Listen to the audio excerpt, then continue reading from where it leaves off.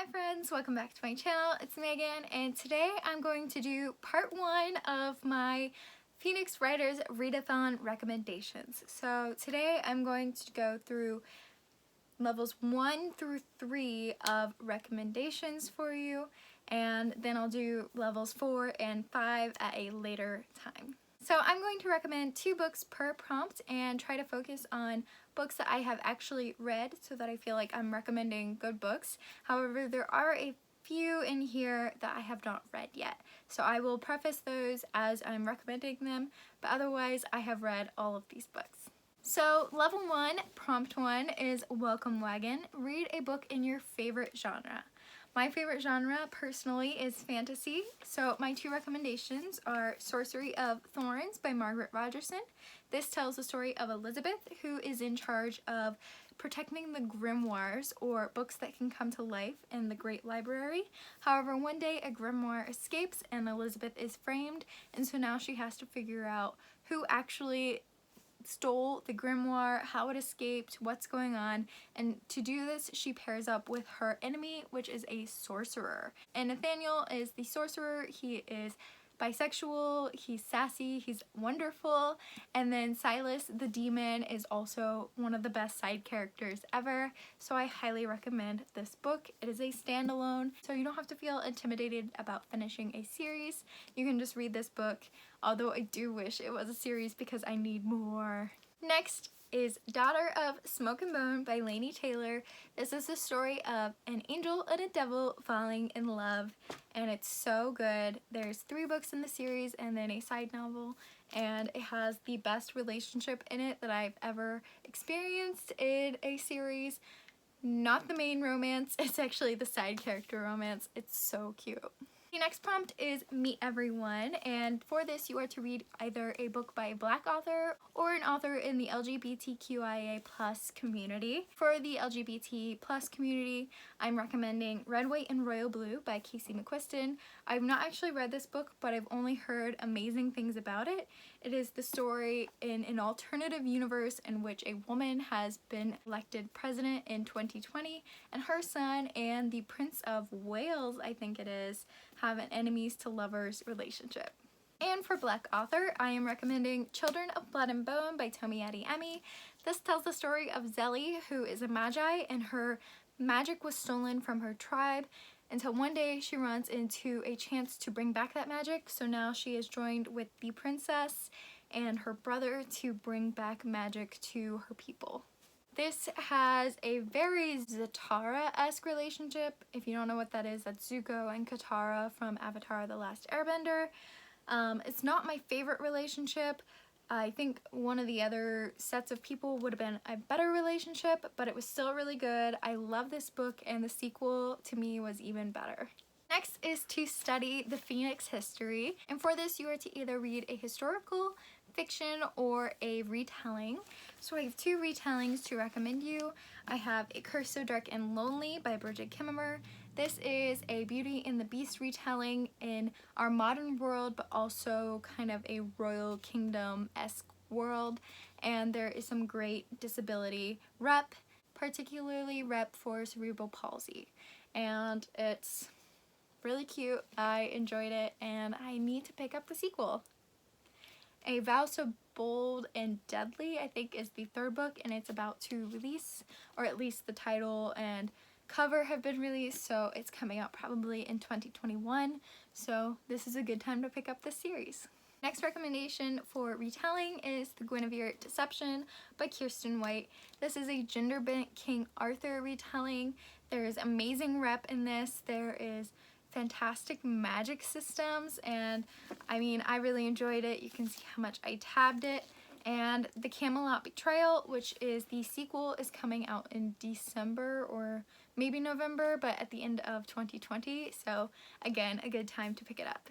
Next is book that has been on your TBR the longest, and just to preface, neither of these books I have read because they have been on my TBR for quite some time. The first is To Kill a Kingdom by Alexandra Christo, and from what I can tell, this is a retelling of The Little Mermaid but in a dark fantasy world. And the next is Renegades by Marissa Meyer, which is a kind of gray hero, morally gray, the renegades versus the superheroes or something like that, and we get a one from the renegades goes into the arch enemies, and one from the arch enemies meets the renegade, and they kind of discover that both sides are wrong. So it sounds super good. It's a superhero dystopian type world, and I am hoping to pick this up before 2020 ends, so this might be my choice for this prompt. So being on your TBR, the longest was for Clean the Stables, which was the final prompt of level 1. In level 2, you have 4 more prompts, the first of which is to get sponsored, and for this you are to read a book that was gifted to you. Primarily, this one I have not read yet, but it was literally just gifted to me, and I'm so excited for it. It is Thorn by Intisar Kahanani. This is a retelling of Goose Girl, and I've only heard good things about it, and I've been dying to pick it up. And next, I highly recommend reading Little Women. It's my favorite classic. I've had so many editions of Little Women gifted to me because it is my favorite classic and I do collect them. So I'm recommending Little Women to you. It is a coming-of-age novel of 4 sisters, and we primarily follow Jo March, who is aspiring to be a writer as a female in this time. It's not really feasible, but she is pushing through no matter what, and I love the story. There's so many movies out there, like so many movie adaptations about this, so many editions. As you can see, it is a 4-book series, I believe, but Louisa May Alcott has wrote other books as well. I just highly recommend this. Next is to become an animage, or to kind of connect with the animals around you. So for this, you are to read a book featuring a mythical creature. The first recommendation I have for you is The Storm Crow by Kaylin Josephson. This is a story that is very similar to Crown of Feathers, so I highly recommend it if you love Crown of Feathers. And then if you've read The Storm Crow but not Crown of Feathers, I highly recommend Crown of Feathers.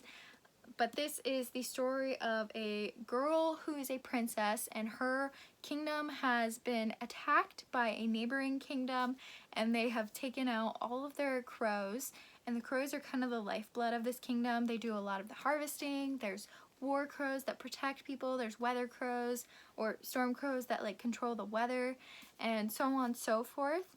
And the princess has now been kind of, I guess, arranged in marriage to the neighboring kingdom's prince for a chance at an alliance and somewhat of a like stop attacking us kind of thing.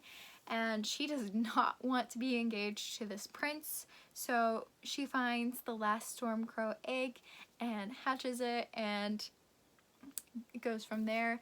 There is a love triangle-esque element, but it is so good.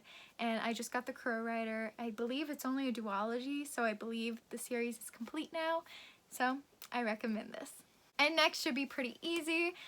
This is the Tea Dragon Society. Super short. I also have it up here. That's the normal format. This is the Owlcrate edition, but it's like 97 pages, I think. Super short. It tells a story of this world in which people raise dragons, and as you care for them, they grow leaves that can help you look back on your memories.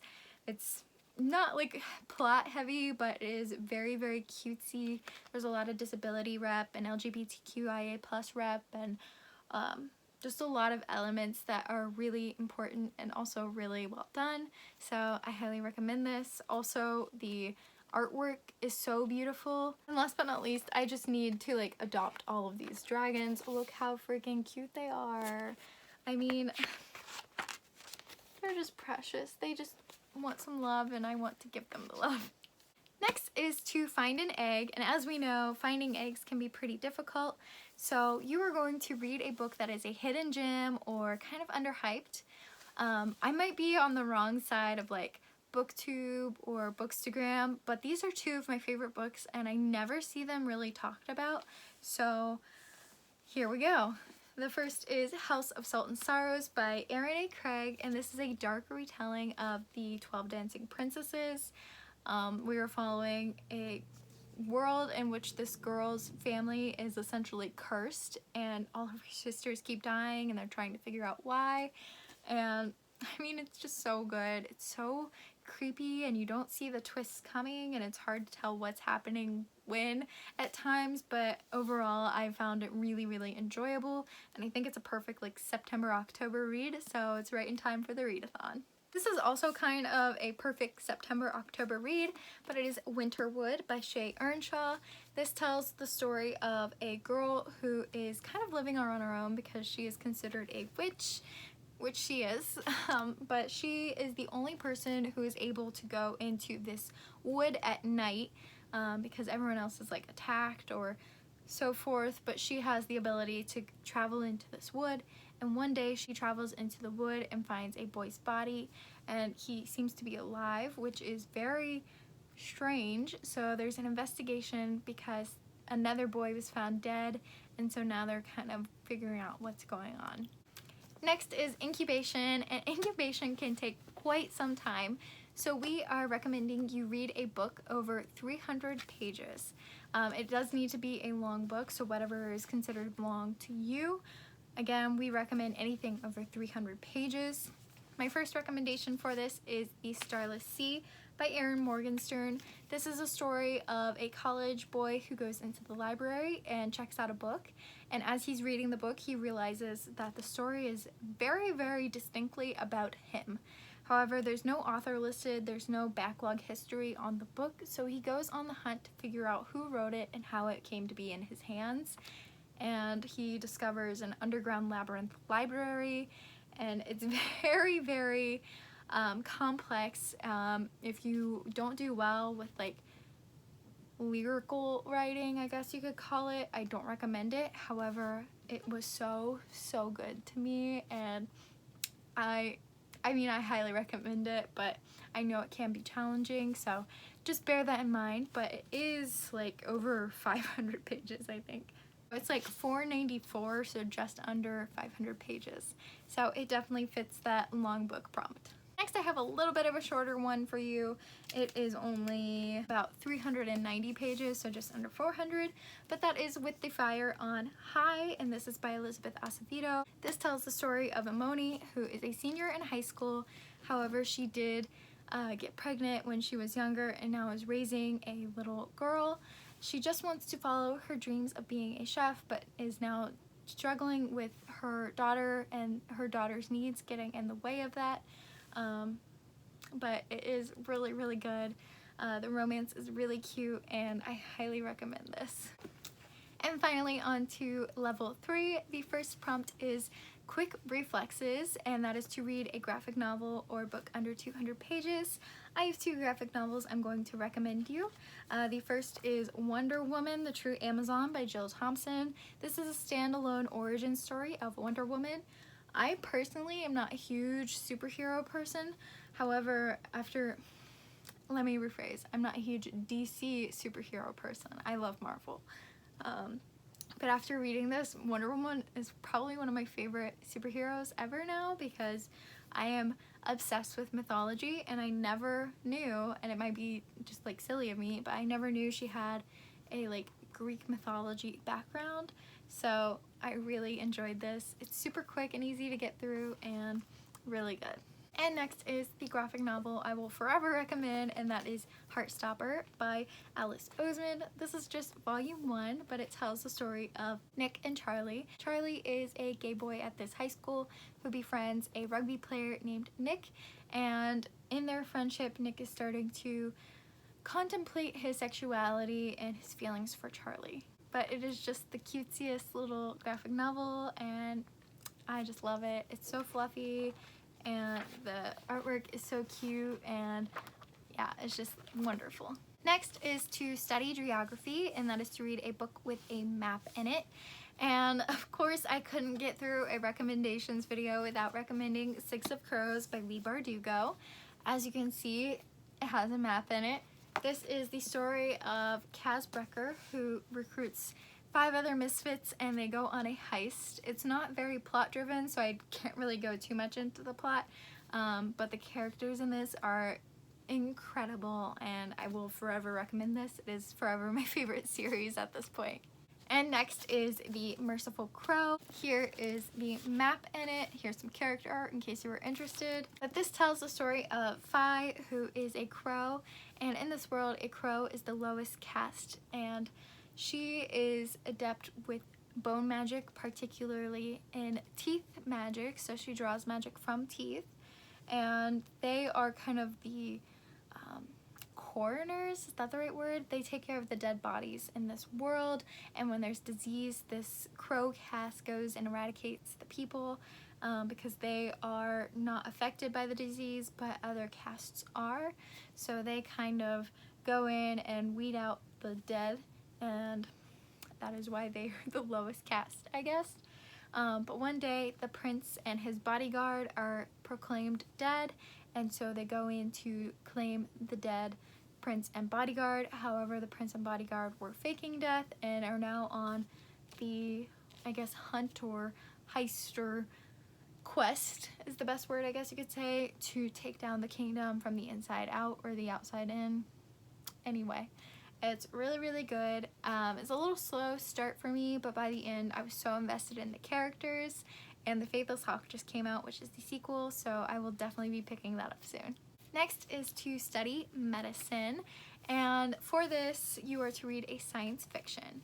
Of course, the first science fiction I'm going to recommend is Scythe by Neil Shusterman. This is a dystopian.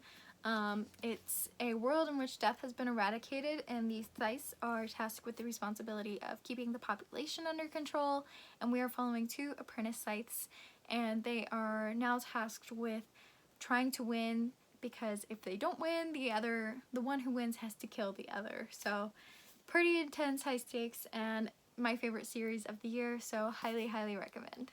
The next science fiction I recommend is Illuminae. This is a great, like, kind of bridge into sci-fi. I highly recommend reading it alongside the audiobook because it is a mixed media format. There's emails, there's text, there's like video review, there's just like these pages where it's just full of words. Definitely really good. Yeah. Next is to study plants, and you are to read a book with either a plant or green on the cover. My first recommendation is The Gilded Wolves by Roshani Chokshi, and this is very similar to Six of Crows, so it kind of has polarizing opinions. People either really loved it or really hated how similar it was. I personally really loved it. I think it stands on its own. There's a lot of history and riddles and stuff that's not involved in Six of Crows. But the characters are wonderful, and there's some great representation. There's autistic representation, there's LGBTQIA+ representation. It's just really, really good, very diverse, and I am excited to read The Silvered Serpents next. And next is To Best the Boys. This is by Mary Weber. It tells the story in this world in which all the boys gather and enter a competition to win a scholarship to the college in which only boys can attend. However, we are following Ren, who believes that she should be eligible to attend this college, and so therefore she enters the competition as a boy to try to win. It's like a maze-esque contest, and it was really cute, so yeah. Next is To Study Poisons. For this, you are to either read a book with polarizing opinions or a book you know nothing about. So first I have The Memory Thief by Lauren Mancy. I have not read this. I know nothing about it. I can't really tell you about it. That's the point of this prompt, so yeah. Next I have Serpent and Dove by Shelby Mahurin, and I think this is the most polarizing opinion book out there. I personally loved it. I gave it 5 stars. It is the story of a witch and a witch hunter in an arranged marriage, and it's so good. I definitely think that if you're going to read it and you're worried, push past like the halfway point, because there is some very like misogynistic trends and like bashing of women, but it is challenged in the end, and you do have to push through. This is kind of the world in which this story is set, so you have to keep that in mind. And Blood and Honey just came out, so I'm excited. Wow, that was like a random outburst, but yeah. Next is To Be Bilingual, and for this you are to either read a translated work or a work in which there is a fictional language. So first we have Orange by Ichiko Takano. This is a manga, so it was originally written in Japanese and has been translated to English for the manga book 1 format. It is the story of a girl who receives a letter from herself from the future in order to help save her friend from committing suicide. So it's really cute. I flew through it. It's my favorite manga. Next is Wicked Saints by Emily A. Duncan, and this tells the story of Nadia, who is a cleric and has the ability to speak to the gods and use their power through herself. And we are also following a vulture who is essentially a blood magician who's gone a little dark, and then also a blood magician prince. I got very much Alina and the Darkling meets Zuko on a quest kind of vibes. It's very dark, very atmospheric, very magical, and it does have a fictional language. Not only the god language that Nadia uses to speak to the gods, but there is also another language in here that they use, and they like speak it and you don't know what they're saying in the book. Next is First Aid, and for this you are to read a middle grade book. This is one I have not read yet, but I've heard very good things about it, and I'm hoping to pick it up in September or October. It is The Girl Who Drank the Moon by Kelly Barnhill. This tells a story in a world in which there's a forest and a witch who lives in the forest, and these villagers believe that the witch is evil, so they sacrifice children to the witch. And the witch is actually really kind and takes all these children in and moves them to families that will love them instead of sacrificing these children. However, this one girl, she was feeding and accidentally gave moonlight, and so now this girl has powers, and it sounds really cute.